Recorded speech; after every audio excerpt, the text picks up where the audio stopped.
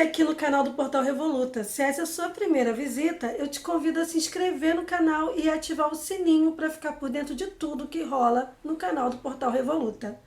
Bom, esse é o programa Eu Que Fiz. Esse é o episódio 17 da temporada 3. E o convidado desse episódio é o Estel Miranda. Bom, quem é ele? Se liga só.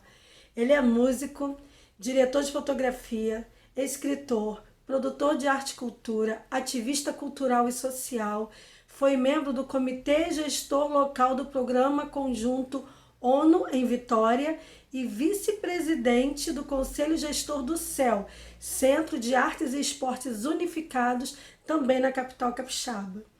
Bom, ele é ganhador do prêmio do Mérito Juvenil Internacional, o The Award for Young People, entregue pelo UNO-DC, em decorrência dos trabalhos que ele realizou com os meninos do tráfico. Ufa! Bastante coisa, né? Bom, aqui no Eu Que Fiz, ele vai apresentar o livro O Evangelho segundo os Oprimidos. Bom, digamos que o livro é uma forma de dar voz e espaço para tantas demandas que sempre estão à margem da sociedade. Bom, eu não vou dar spoiler, então fique agora com o episódio 17 da terceira temporada do Eu Que Fiz, com Estel Miranda, falando do livro O Evangelho segundo os Oprimidos.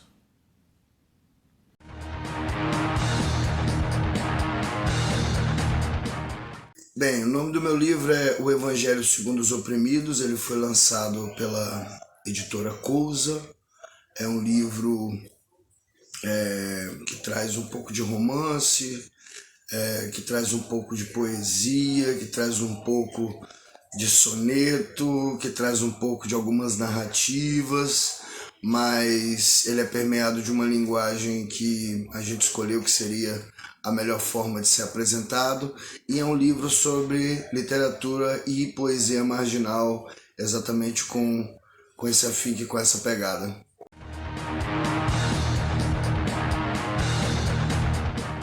A inspiração do meu livro foi tudo aquilo que a gente acha que é sagrado, né? Existem alguns sagrados que são consagrados canonicamente, né, dentro da sociedade. E o meu livro fala sobre isso, né? Fala de todos os sagrados, até aqueles que não o são, em determinados espaços, né? Em determinadas narrativas semióticas. Mas basicamente a gente está falando do sagrado. E qual é esse sagrado? Esse sagrado é aquele sagrado visto pelo ponto de vista daqueles que são oprimidos, do povo negro, do povo periférico, das populações de âmbitos periféricos e das favelas do Brasil.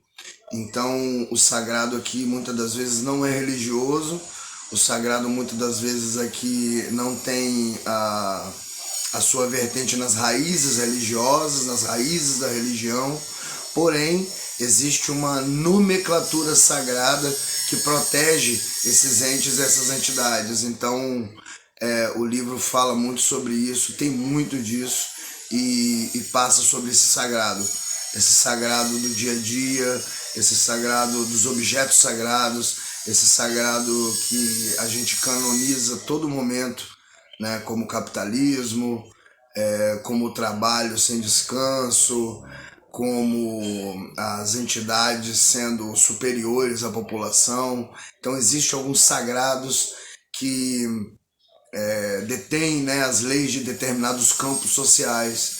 Então esse sagrado tem muito a ver com isso, tem muito a ver com essa consagração coletiva que a gente monta no dia a dia.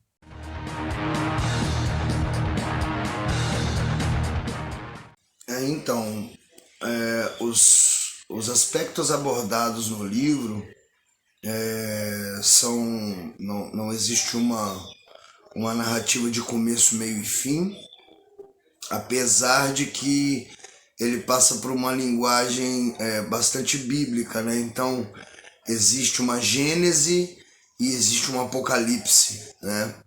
Existe uma forma de pensar, de fazer, e uma forma de terminar e de se consolidar. Então o livro ele passa por essa narrativa, ele tem um começo, meio e fim, dentro daquilo que a gente espera de assuntos a serem abordados, porém ele não termina, né? Ele não começa nesse livro e não termina nesse livro. Ele é oriundo de coisas que já começaram e sinaliza coisas que precisam terminar e que irão terminar. Isso faz o livro fugir um pouco, né, dessa normatividade cartesiana dos livros de começo, meio e fim. Então ele tem todo um discurso que fala de uma Gênese, que fala de um Apocalipse, mas é um pouco mais interno e pessoal de cada um que lê do que o livro propriamente dito.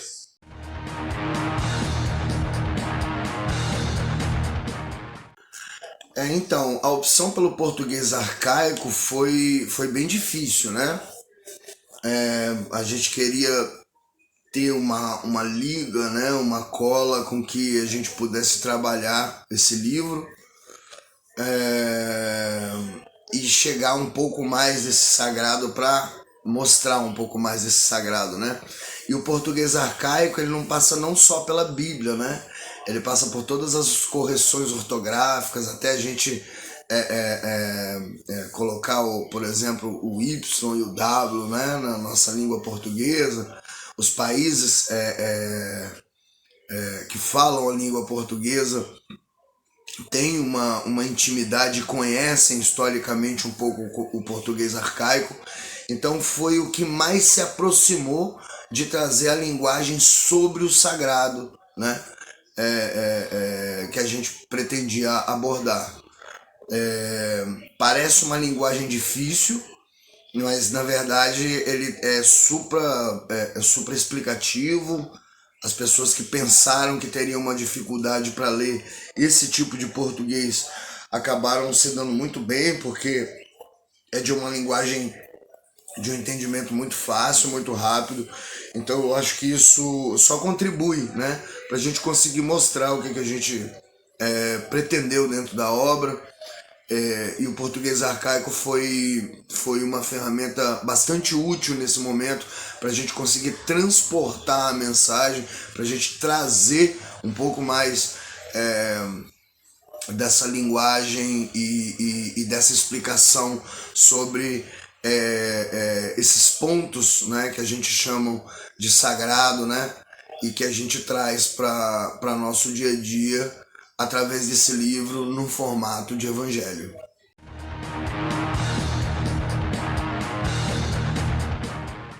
Então, quando a gente trabalha com a diagramação parecendo da Bíblia, é exatamente para fazer uma liga visual com o português arcaico. Ou seja, a gente está falando de uma linguagem sobre o sagrado, mostrando alguns aspectos do que seria esse sagrado, de que forma esse sagrado seria apresentado, e a forma bíblica entre colunas, né? Coluna de letra, barra no meio.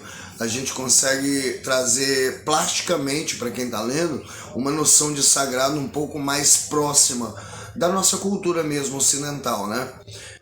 O sagrado, as religiões que estão ligadas muito ao cristianismo, elas entendem essa liga plástica entre a linguagem arcaica e a forma de diagramação. Então, essa dualidade de ferramentas facilitou muito para a gente não só abordar e trazer o tema, mas também para a gente conseguir uma liga, né, entre o que a gente pode esperar da obra e o conteúdo dela em si, né? Não existiu ferramentas que a gente tivesse usado exatamente para dizer que era bíblico e tal. Não, a gente usou a mesma técnica exatamente para trazer a mensagem que o livro estava propondo naquele momento.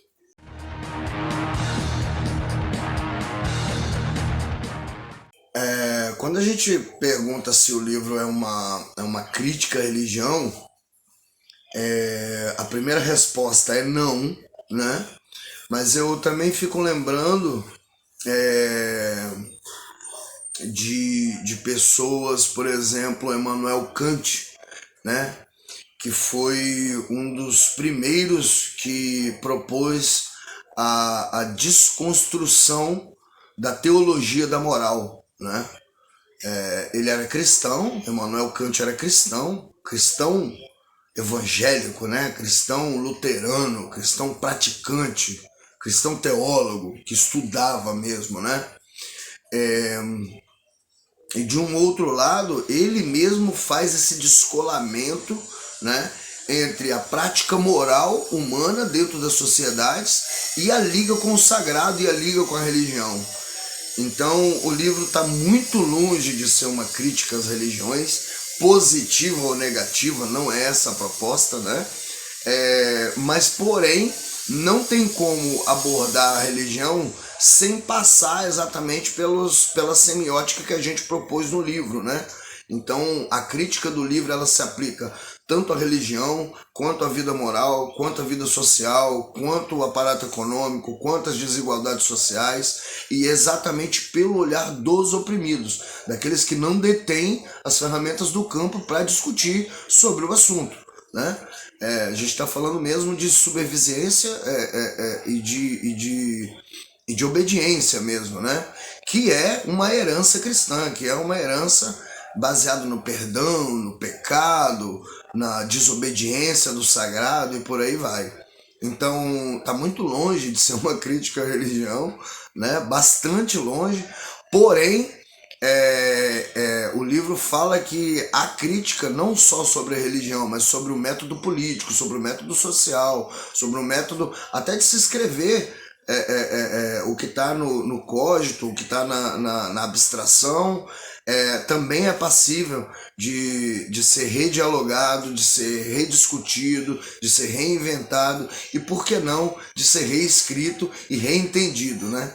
Então não é uma crítica à religião, e sim uma crítica como a gente aborda o nosso dia a dia, inclusive os poderes econômicos, sociais e religiosos que a gente tem como sagrado.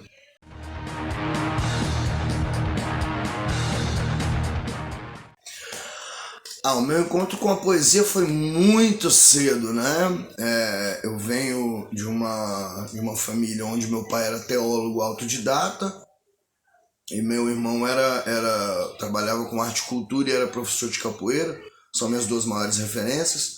E um me introduziu na música e outro me introduziu nos livros, né? Então é impossível dizer que a poesia não me atingiu logo cedo, né? Muito pelo contrário, ela me atingiu muito cedo, bastante cedo, e eu tenho muito orgulho disso. Desde cedo, quando lá nos meus 16 anos, quando eu tinha banda, eu que era o letrista da banda, eu que escrevia, né, sobre os temas que a banda iria abordar. Então desde cedo eu tô assim, sempre escrevendo bastante, muitos textos, algumas coisas misturadas com desenho. Então aquela coisa da criança de escrever e querer fazer a própria ilustração, meio que montando o seu mundo, né? Então desde cedo eu fui bombardeado pelas letras, desde cedo eu recebi muita influência e até hoje recebo muita influência de pessoas que escrevem, inclusive perto de mim, né? Então desde cedo, desde sempre, as escritas foram muito importantes na minha vida.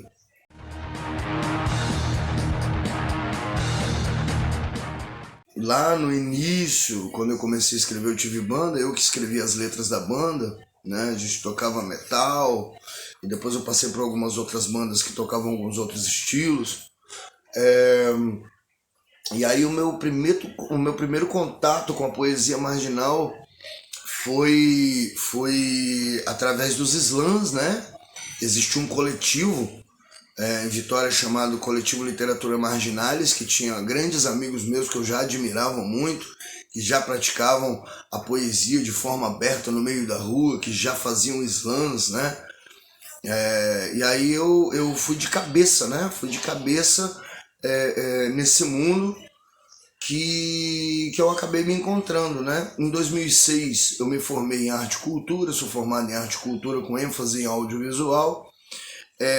E dentro do cinema, dentro do audiovisual, me apaixonei pelo roteiro, também é uma forma de escrita. Toda técnica, né? Mas também uma forma de escrita, uma forma de contar história, né? de uma beleza única, assim. E isso foi muito importante para mim, muito importante por quê? Porque me abriu portas de eu descobrir vários escritores e em contrapartida várias influências. Então, a partir desse contato dessa galera que já fazia poesia, que era próxima de mim, mais essa forma de estudar, né? Essa forma de estar perto das escritas, me influenciou bastante. E foi a partir daí que eu comecei a ler pessoas mais próximas de mim, pessoas mais próximas da minha realidade, e me afastei um pouco mais daquela leitura mais academicista, mais canônica, mais cartesiana, que já é o normativo, né, do meio da literatura. E quanto mais eu me aprofundava, mais eu queria expelir arte, eu queria produzir, né, essa coisa toda. E a partir daí eu comecei a fazer fanzines, né?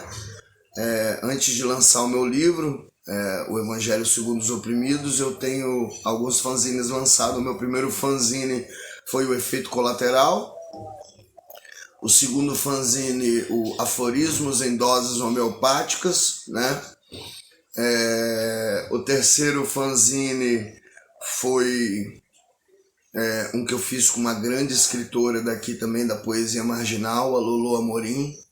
Beijo, Lolo, maninha maravilhosa, muito obrigado pela oportunidade. Escrevi com ela sobre as coisas que vêm da rua, um fanzine recheado de realidade nossa que a gente topou fazer. E meu último fanzine, que é de contos, que é Ótica sobre o Abismo, que ambos eles você pode adquirir comigo direto, chama no direct aí, @estelmiranda, lá no Instagram, que a gente envia aí por e-mail ou envia por WhatsApp, Telegram. Tá pronto para ler, é só imprimir, fanzine simples e de uma leitura que tem muito a ver com nossa gênese aí. Só entrar em contato que a gente envia.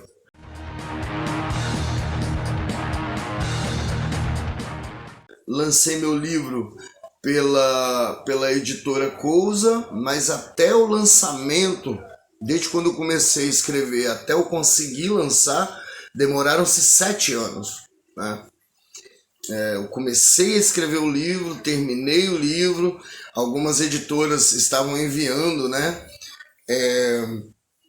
convites, né, para algumas obras autorais, né, e aí eu acabei enviando para algumas editoras, demorou algum tempo, quase ninguém tinha me dado uma devolutiva. E a partir daí eu simplesmente esperei, né? Parei e fui tocando a vida como produtor, porque eu sou produtor de arte e cultura, trabalho com produção, consultoria de arte e cultura. E aí existe muito disso de você falar, pô, não vai rolar, né? Não vai acontecer e tal. E aí eu recebi um e-mail enviado pelo Saulo Ribeiro, meu editor. Mestre Saulo, muito obrigado, querido. Valeu aí pela oportunidade de sempre. E a devolutiva da editora Cousa foi maravilhosa. Curtiram a narrativa. Segundo eles mesmos, não acharam nada igual dentro da literatura. E a galera tá aí dentro dos grandes festivais, dentro das grandes bibliotecas. Eu me senti super lisonjeado. Me emocionei de verdade, assim. Mas foi um momento muito importante, porque eu vi que a obra surtiu efeito, né? Eu vi que eu estava no caminho certo, e depois de 7 anos, graças à editora Cousa e nosso mestre Saulo Ribeiro, eu consegui publicar o Evangelho Segundo os Oprimidos.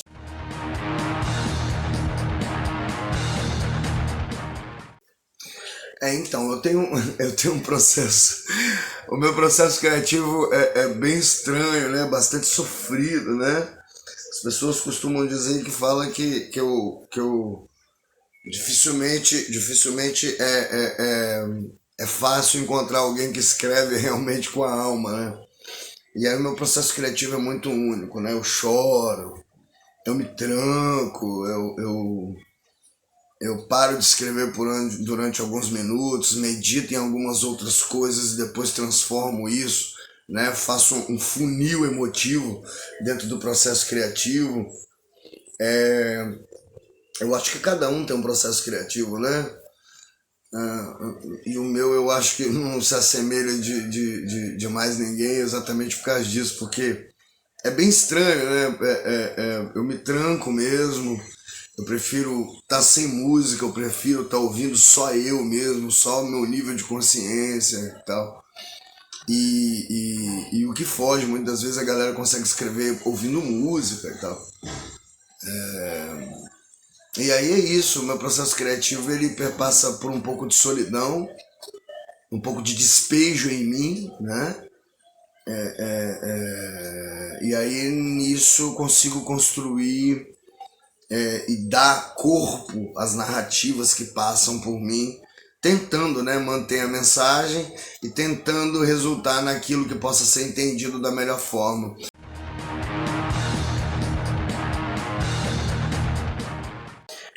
Nesse meu livro, O Evangelho Segundo os Oprimidos, eu contei com vários amigos, né, vários amigos, pessoas importantíssimas na minha vida, e que chegaram assim para tornar, né, esse livro uma realidade tangível, uma realidade que tenha mesmo a ver com aquilo, né, que a gente pretende.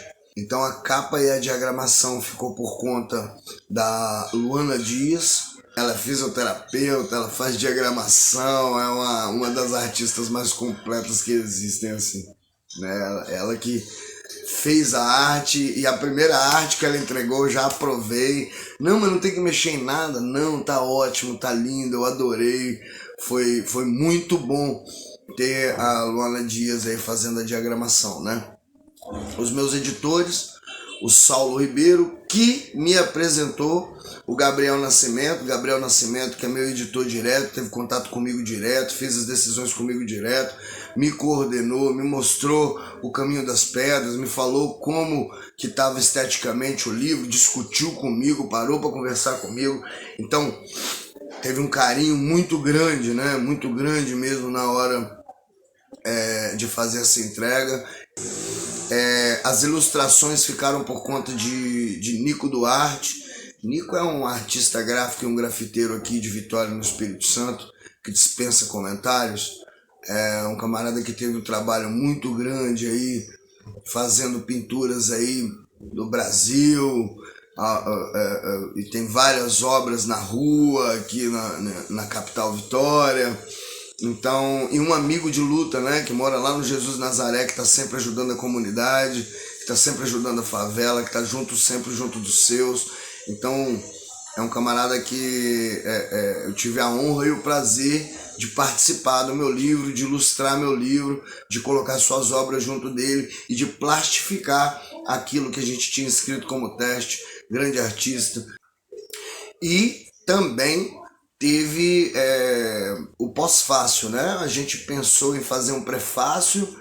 Na verdade, plasticamente o pós-fácil ficou muito mais interessante, né? Em vez de começar com ele, terminar o livro com ele, que foi escrito pela minha mana, minha irmã, que agora está nos Estados Unidos, Maria Lina Antolini, jornalista, foi consultora do PNUD, foi consultora do BID, foi consultora do governo do estado, uma jornalista muito competente, uma combatente dos direitos humanos, assim, incansável, e que eu fiz questão de que fosse ela para falar um pouco sobre o todo, né? E, por último, mas com certeza não menos importante, nosso editor-chefe aí, Saulo Ribeiro. Ele dispensa comentário, né, mano? Camarada, um grande amigo, que eu posso chamar de amigo agora, um grande amigo, um grande irmão, um camarada ímpar que tem um olhar todo único sobre que tipo de literatura está sendo escrita no estado do Espírito Santo, mas para além disso é um cara que abre portas para esses escritores, é um camarada que abre porta para essa galera que precisa fazer esse tipo de produção. Então, muito obrigado, Saulo. Foi de super importância o nosso encontro para minha vida, para minha obra, e fica aqui o meu abraço fraterno e a minha gratidão para você, irmão, por ter acreditado. Obrigado.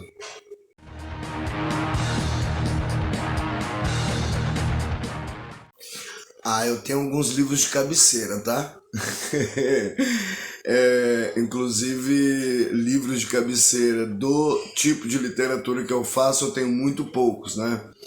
Eu tenho um livro do John Conceito, Poesia da Cadeia. Eu tenho o livro Bonde, de Jânio Silva. Eu tenho o livro Ilusão, Surto de Inspiração, Marcel Rosário Nogueira, conhecido como Ronaldinho, Mestre Ronaldinho. E eu tenho as literaturas, né? Que eu leio de forma divertida e que eu gosto mesmo, né? Uma delas é a filosofia e a sociologia. Então eu tenho Nietzsche, Kant, Durkheim, né? Eu tenho Hobbes, eu tenho John Stuart Mill, e entre outros pensadores. Eu gosto muito da linguagem filosófica, da linguagem canônica e não canônica. Porém, eu sou africanista, né? Sempre defendi, sempre estive inserido nos movimentos negros. Entendo o processo europeu de embranquecimento, tanto da literatura, quanto da economia, quanto da miscigenação, quanto da eugenia, e a gente combate essas práticas, né, no dia a dia, porque a gente acredita que o nosso povo é muito maior do que qualquer estereótipo europeu pode definir, né? A gente acredita fielmente nisso. Então eu tenho vários livros de cabeceira. Aqueles que são do meu tema, eu leio muito mais poesia marginal, muito mais literatura marginal, muito mais literatura periférica. E no todo, eu também leio essas obras europeias que foram importantes aí, né, na construção das academias na pluralidade, né, do pensamento filosófico no mundo. Porém, eu também leio vários outros ligados àquilo que eu acredito. Por exemplo, uma grande filósofa que eu leio, que é Sobon Fossomé, né, que tem uma obra gigantesca sobre o relacionamento entre pessoas. Por exemplo, né, o próprio Biko, né, que foi um grande revolucionário africanista. Então, esse tipo de literatura me interessa muito mais.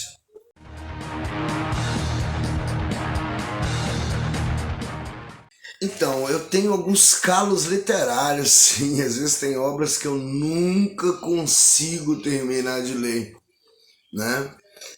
Uma obra que eu gostaria muito de terminar de ler, que eu nunca consigo, é o Domo 11, né? De Augustinho, das Confissões, por exemplo. O livro da República de Platão, que eu sempre leio trechos, eu nunca consigo ler a obra toda. E mais alguns, né, que são uma leitura mais pesada, né? Por exemplo, Crítica da Razão, do Immanuel Kant. Consegui ler Além do Bem e do Mal, mas não consegui ler Zaratustra todo, de Nietzsche. Então existem vários livros que eu não consegui terminar de ler. O meu problema é exatamente esse: conseguir terminar de ler essas obras. Li algumas outras, mas essas são realmente que eu não terminei de ler ainda e gostaria de começar. Para terminar, fazer do começo ao fim. Eu adoraria fazer isso.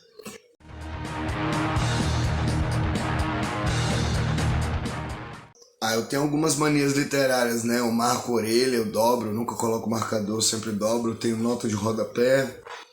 Eu sempre leio mais de 2 livros de vez, para mim facilita muito, ajuda muito na construção da leitura. E por aí vai, são vícios pequenos, mas eu sempre estou com uma caneta anotando alguma coisa, estou sempre pegando uma referência, eu sempre leio fazendo análise, então sempre tem uma notinha de rodapé, um rabisco, uma folha dobrada, alguma coisa do tipo. Meus livros são esteticamente feios, por assim dizer.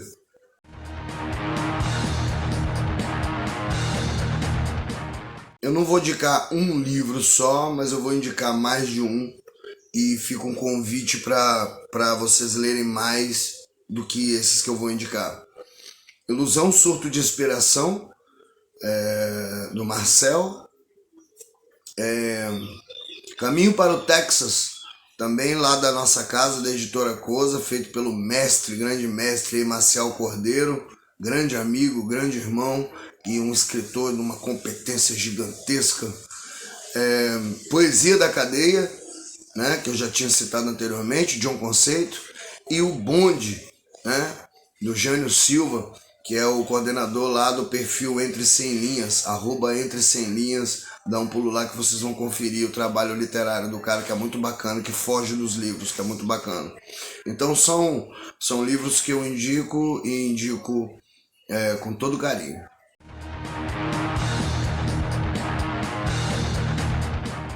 Bem, eu espero ter matado a curiosidade de vocês. Agradeço muito a galera aqui desse canal aqui, né? Do Fui Eu Que Fiz, que é muito importante abrir essa porta para esses escritores que conseguem fugir do meio canônico, do meio cartesiano e do meio normativo aí da literatura, que a gente está aí exatamente para abrir portas. Então, muito obrigado.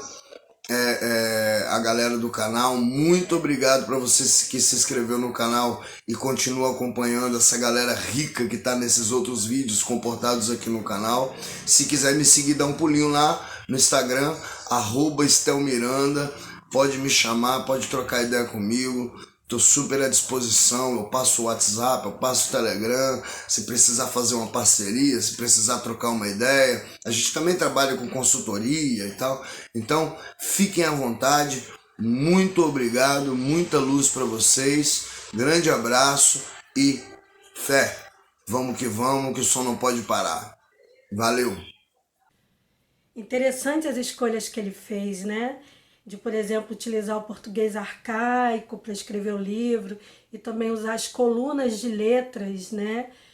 Para, assim, ficar próximo do que é a Bíblia.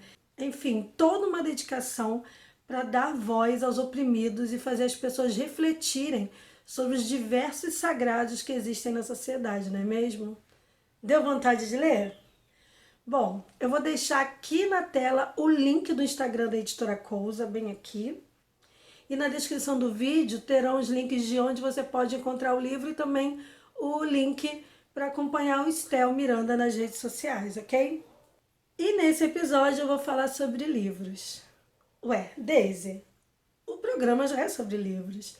Eu sei, mas hoje eu vou falar sobre o Dia Nacional do Livro.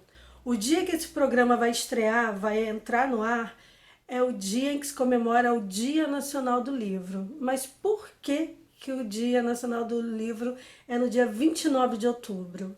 Bom, há 211 anos atrás, em 29 de outubro de 1810, era fundada a Biblioteca Nacional, que tem sua sede aqui no Rio de Janeiro. Bom, o pontapé inicial da Biblioteca Nacional, né, o acervo inicial, foi doado pela família real portuguesa, né, são livros e objetos. E quando eles chegaram aqui em 1808, eles não foram direto para a Biblioteca Nacional, porque ainda não existia, né, o prédio. Então eles foram recebidos e alocados em salas do Hospital da Ordem Terceira do Carmo, que fica também aqui no Rio de Janeiro. E aí eram mais de 60 mil objetos, entre livros, moedas, medalhas e a primeira edição de Os Lusíadas. Pensa nisso. Que coisa, né? E a Biblioteca Nacional foi fundada, né, aqui no Rio, quando aconteceu um incêndio em Lisboa, na metade dos anos 1700, por volta de 1750, 55. E aí pegaram o que tinha na Real Biblioteca, né, na Real Livraria de Portugal e trouxeram para o Brasil para poder fundar a Biblioteca Nacional. Enfim, a Biblioteca Nacional é uma das maiores da América Latina, segundo a Unesco, e uma das 10 maiores bibliotecas do mundo. E o seu acervo agora, que começou lá com 60 mil exemplares, entre livros, moedas, medalhas, enfim, hoje em dia tem 9 milhões de itens. Já pensou? Você já visitou a Biblioteca Nacional? Eu já. Bom, várias vezes, né? Já fui para fazer pesquisas acadêmicas e já fui para visitar o prédio, que é belíssimo, né? E algumas exposições que acontecem atrás da biblioteca, no prédio mesmo, mas nos fundos da biblioteca. Assim, se você não é do Rio de Janeiro, coloca na agenda aí que precisa visitar a Biblioteca Nacional. Até porque ela fica na Cinelândia, e na Cinelândia, além da Biblioteca Nacional, você tem para visitar o Museu Nacional de Belas Artes, o Teatro Municipal, o Centro Cultural Justiça Federal e também o prédio da Câmara de Vereadores do Rio de Janeiro, que tem uma arquitetura lindíssima que vale muito a visita, né? Se no dia não puder entrar, pelo menos a fachada da Câmara de Vereadores é de uma riqueza de detalhes arquitetônicos que tira o fôlego de qualquer um. E a Biblioteca Nacional, óbvio, né? Quem quiser tem visita guiada na Biblioteca Nacional. Isso é bem bacana, porque aí dá uma outra dimensão, né? Então, me diz aí, ou não é uma boa ideia comemorar o Dia Nacional do Livro no dia que funda-se a Biblioteca Nacional no Rio de Janeiro? Bacana demais, né? Bom, e se você quiser conhecer mais sobre a biblioteca, eu vou deixar aqui na tela o Instagram da Fundação Biblioteca Nacional e na descrição do vídeo vão ter outros links, o site da Biblioteca Nacional, que aí lá tem todas as informações necessárias, né, e atualizadas sobre a biblioteca, sobre visitação, acervo, eventos que acontecem presencialmente e também online pelo YouTube da Fundação. E eu vou deixar tudo aí para você conhecer um pouquinho mais sobre esse recorte importantíssimo, esse lugar que guarda a nossa história e a história dos livros, tá bom? E aí, tem alguma dica para dar? Se você conhece alguma movida ligada à literatura, alguém que tenha uma biblioteca comunitária, alguém que faça um trabalho de contação de histórias, enfim, manda para mim aqui no e-mail, euquefiz@revoluta.com, e quem sabe a sua dica venha parar aqui num dos episódios do Eu Que Fiz, tá bom? Então é isso. Como eu sempre digo, só a arte salva. Aproveite esse dia, que é o Dia Nacional do Livro. Se você estiver assistindo outro dia, não tem problema. E abra um livro para poder conhecer outros mundos, outros universos, né? E é isso. Até o próximo episódio. Um beijo e tchau!